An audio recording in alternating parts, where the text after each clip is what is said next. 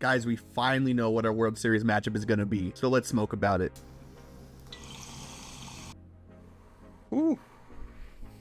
We have the Los Angeles Dodgers versus the New York Yankees. It's the matchup your grandpa, who barely watches baseball anymore, has been waiting for the last 30 years. You know, no more questions this year of, what's an Arizona Diamondback? Oh. I mean, but in all seriousness though, this is probably good for the sport. Like, a classic big rivalry is happening like this, because especially after last year's World Series between the Rangers and Diamondbacks, which is like the lowest viewership of the World Series ever. And yeah, the 28 other teams are going to be complaining that, you know, the two teams that spent the most money are going to be in the World Series. But you know what I got to say to them?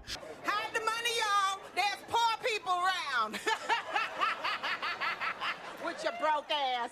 One thing that's nice about the MLB schedule this year is that these teams actually played against each other this year, albeit it was like 3 games back in June. So the teams are a little different, but I think we can look back a little bit to give us a little preview of the World Series. Now, the Dodgers won the series, you know, 2-3, but game 1, that's the game when Yoshinobu Yamamoto had like the best start of his career, at least in the MLB. You know, he went 7 scoreless innings, he struck out 7 in a very tight 2-1 game that was like, it felt like the playoffs in that game. It was also a huge series for Teoscar Hernandez. He went 6 for 12 with 3 home runs, including a grand slam, 2 doubles, and 9 RBIs in the series. He's a guy that's going to be big for the Dodgers. He struggled throughout the NLCS, except for the last game. He got a couple knocks. I think he's finally breaking out, so that's going to be big for him. And while it looks like the Dodgers have an advantage on who played that series, I think the Yankees have an advantage on who didn't play that series. Garrett Cole didn't pitch that series, which is huge. You know, the Dodgers are pretty much going to go in blind facing him for the first time this year. And Juan Soto didn't play in that series, which is pretty crazy because he's coming off this a game-clinching home run that sent his team to the World Series, and every Dodger fan knows what happens when Juan Soto faces the Dodgers in the playoffs.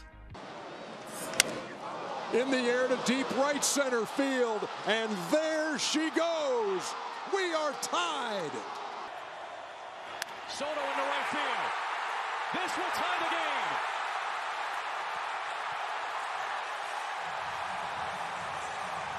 But hey, this is just gonna be a great World Series. We got, you know, the 2 MVPs facing off in Shohei Ohtani and Aaron Judge, and you've already seen Ohtani's ridiculous numbers with runners on. He's like an automatic hit, like with runners on. It's insane. The Yankees, they have Giancarlo Stanton coming off his ALCS MVP. Like, this guy, when it comes to playoffs, he only hits tanks, like only bombas. He has no like cheapies at all. And at Dodger Stadium, well, roll the clip.